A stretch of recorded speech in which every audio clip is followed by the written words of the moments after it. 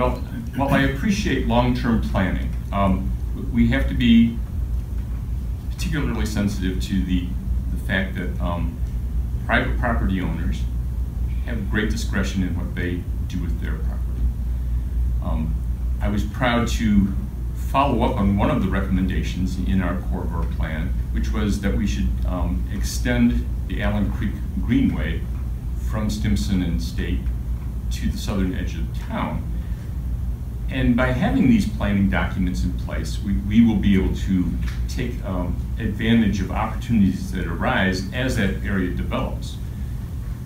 That area has significant problems with alternative transportation. I get a variety of complaints about the lack of crosswalks, the lack of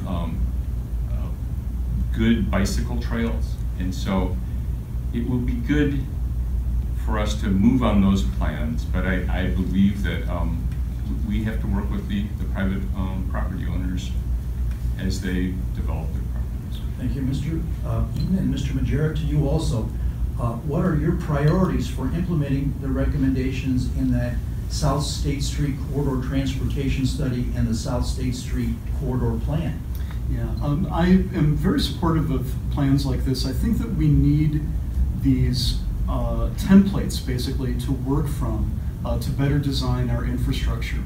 It avoids situations where, for example, we've seen some construction projects and development projects where we did something and then a couple of years later we had to make a quick change because something came down the pipe that meant we had to rearrange the layout of that area or replace pipes and whatever. So I think that these plans are very important. I would put a significant amount of energy towards working towards these plans. We see that there's this thing called transit-oriented development that a lot of municipalities are talking about. Matter of fact, the Ann Arbor Planning Commission was just talking about this last week.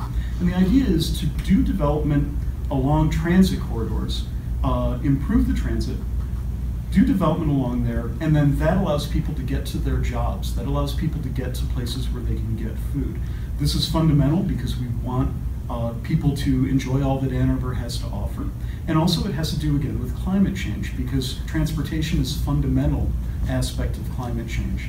And we want to minimize our contributions in that area in terms of the carbon emissions. So there is a lot to be done, and it's a big thing that we've bitten off with that, but I very much support those types of projects.